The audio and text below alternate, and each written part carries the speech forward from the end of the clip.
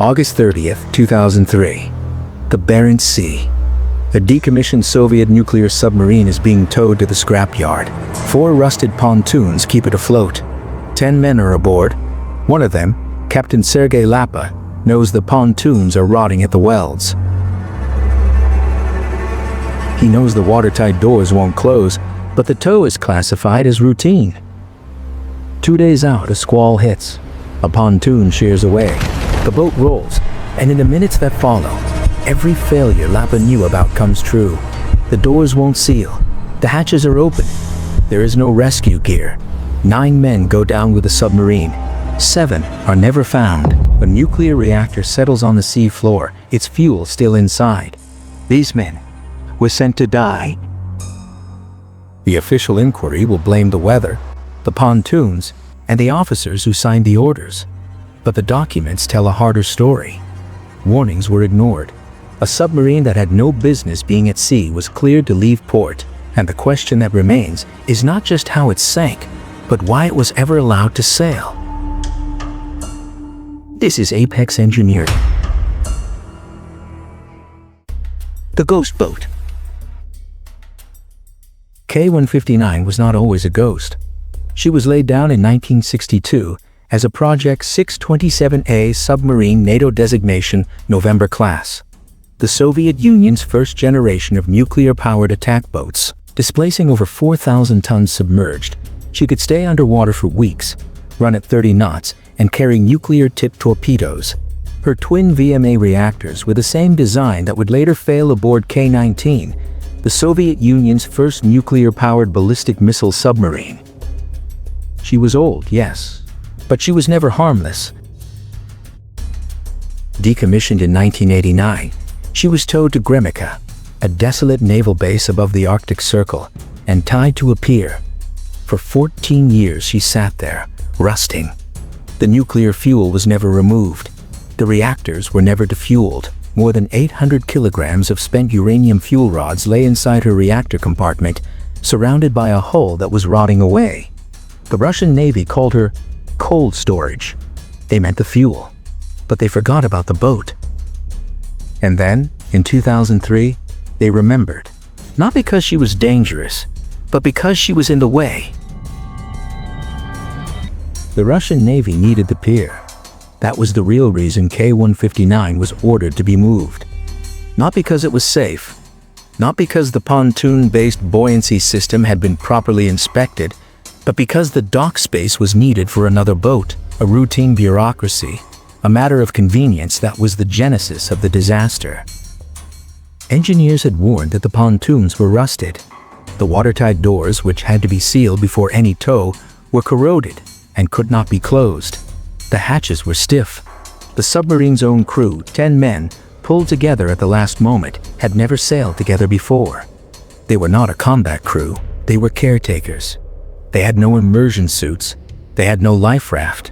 Whatever basic flotation gear they had was never going to be enough to save them in 4-degree water.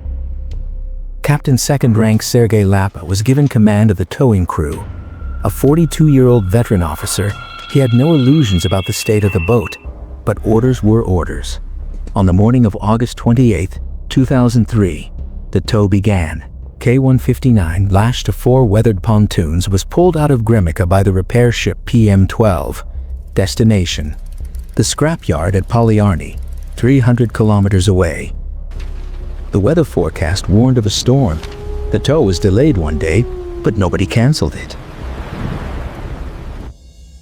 The floating coffin. K-159 was kept afloat by 4 external pontoons. If one failed, the boat would lose stability. If 2 failed, she would roll. If water entered the pressure hull through an open hatch, she would sink in minutes.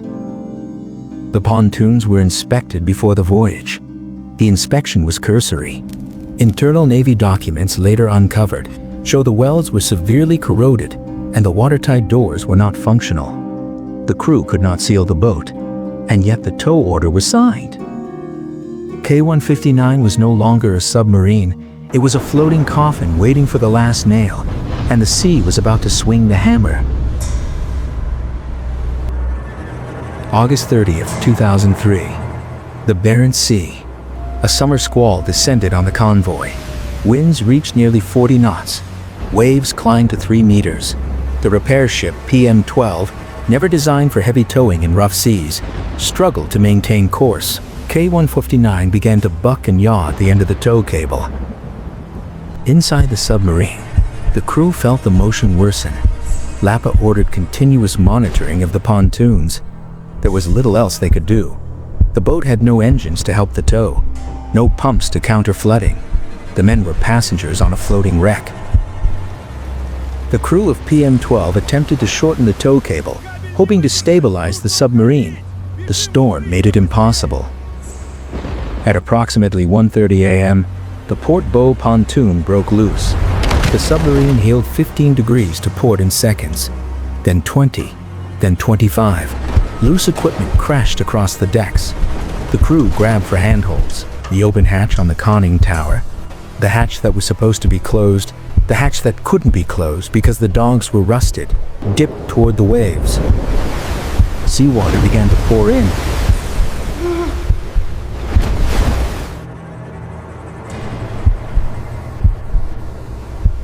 Ten men were aboard. The only way out was a single hatch in the conning tower, now partially submerged. The ladder was narrow. The boat was rolling. The water was chest deep and rising fast.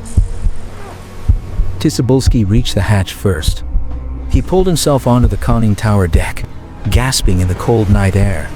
Behind him, he could hear the shouts of his crewmates. One by one, they tried to follow. But the submarine was sinking. The shouting stopped. There was only the water. In the water, Tsibulsky waited, calling out. No one answered. 9 men were still inside. Only 2 bodies were recovered from the surface in the hours that followed.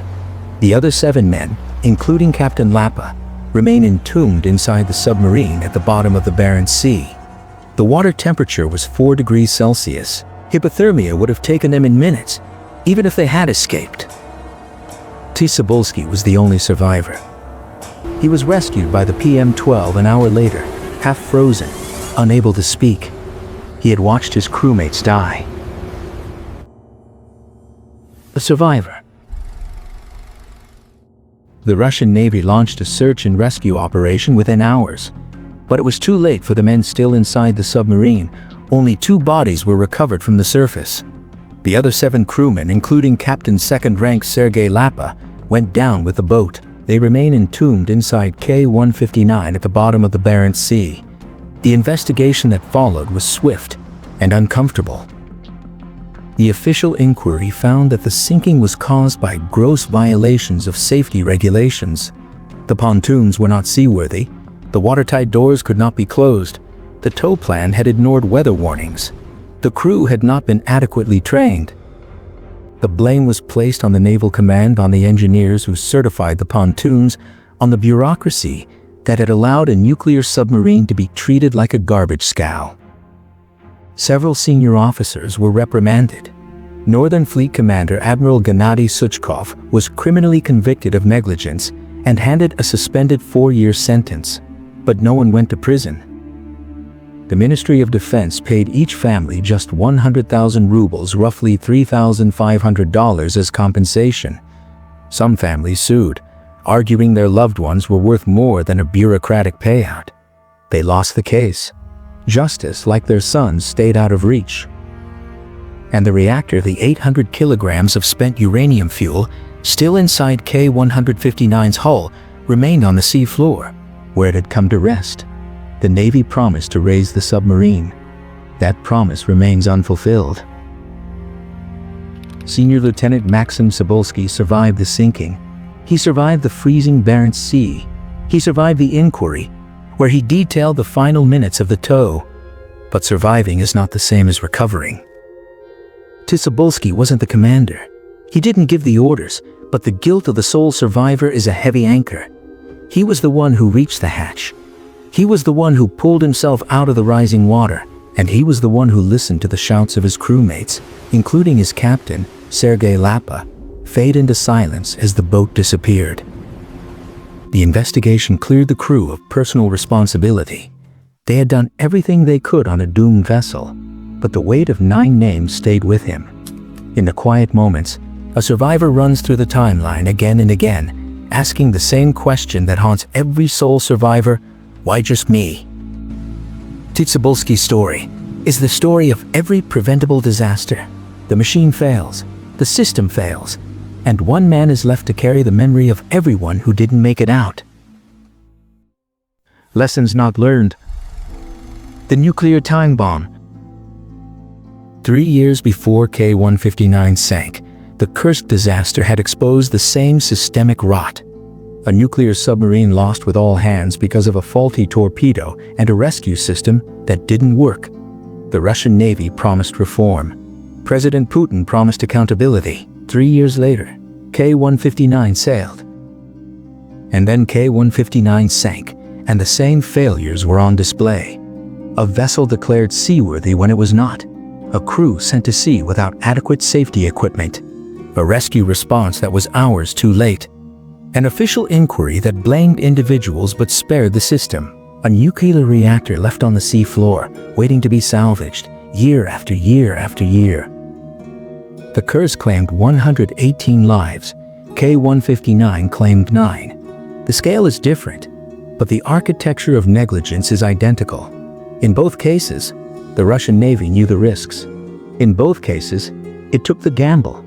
And in both cases, the sea collected its debt. K-159 lies at a depth of 238 meters, roughly 780 feet.